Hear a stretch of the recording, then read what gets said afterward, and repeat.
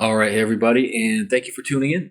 Much appreciated. So, hope everyone's having a great year as always. And I got a new microphone, trying to figure it out. So, hopefully, sound is good, and eventually, I'll work on the lighting and the background and everything. So, I've been doing about a year now, and it's fun. This has been great. So, thank you for all the comments and feedback and participation.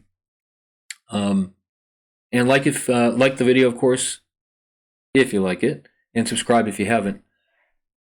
So, the topic I wanted to talk about today was protesting on the freeways. Okay, so I've seen a lot of videos where people are blocking the roads to protest like climate change all around the world.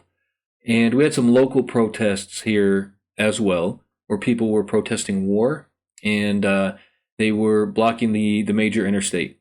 So now, what got me really thinking about this, because a few years ago, I kind of agreed, as I was watching these things, I was like, yeah, okay, well, they're protesting, at least they're out there doing it and getting their message across. But when I really started reading the comments and thinking about it, I realized this is just not a good idea, period.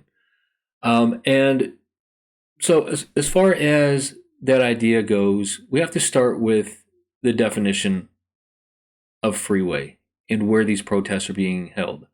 Freeways or roads. Okay, so what are they? They are a way for people to travel from one point to another, period. Hard stop.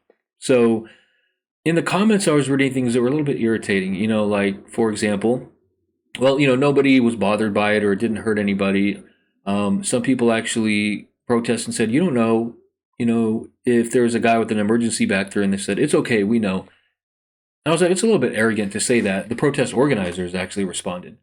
There is no way for you to know that. So, did you stop and poll everybody that you blocked for 3 or 4 hours and, before they got off the freeway too, and ask each and every person how this impacted them? Of course you didn't. It was a surprise protest and the cops came and shut it down and took them away eventually. But the point is, maybe it didn't, but maybe it didn't bother anybody, but the possibility exists, and that's the problem.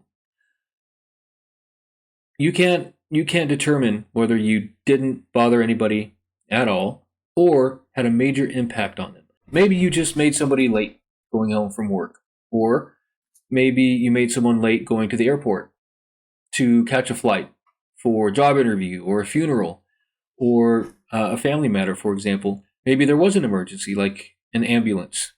So the possibility from the mild to the extreme exists, but it's the possibility. You can't justify whether anything or not happened because you created the opportunity. So when the starting point is, are we going to have a negative impact or create a new space for negativity by doing this? If the answer is yes, then don't do it. You can just as effectively get your message out in a way that does not potentially impact people negatively.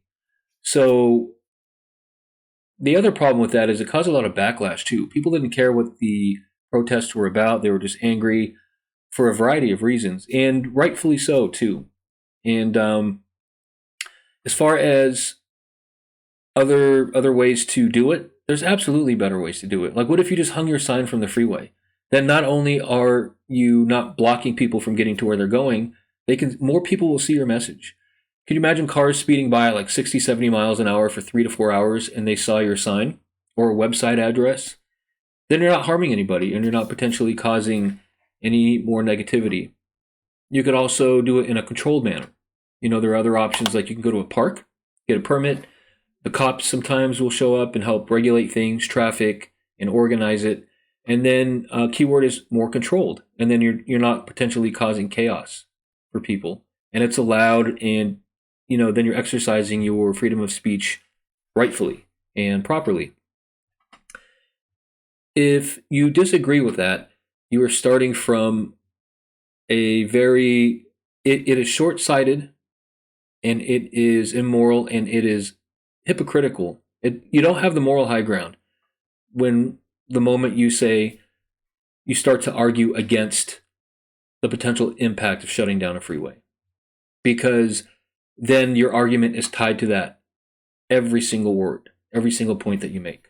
So because what you're doing is you're rationalizing or justifying somehow that either your message or your cause is more important than other people's lives. So it's a little bit backwards, because if you're protesting war or harm to the environment, how are you going to change things for the better when you're ruining other people's lives in the process? So do it from a positive space, and do it from a starting point of, there's simply better ways to do it. You could take out radio ads, or post your website, or do flyers, or send out email. Again, hang signs, or have a controlled protest, one with permits. And then your argument always ties back to, you are absolutely minimizing, in every single scenario, the negativity. Otherwise, it's just immature and selfish, and it's just not a logical or rational starting point. And the argument just flies out the window. So there's a better way to do it, and there's a better way to affect change. So those are just my thoughts on it, and I wanted to share that and my viewpoint, because I always try to search for the truth in everything, and there is a proper answer in this case. And that's what I arrived at, and I wanted to put that out there. And if you disagree or agree, we'll see. We can have this conversation, and I want to make sure that I'm not missing anything. But really, I think that is the best possible answer for situations like that. Don't protest on freeways, period. Anyways, thank you for watching, and appreciate it, and we'll see you in the next video.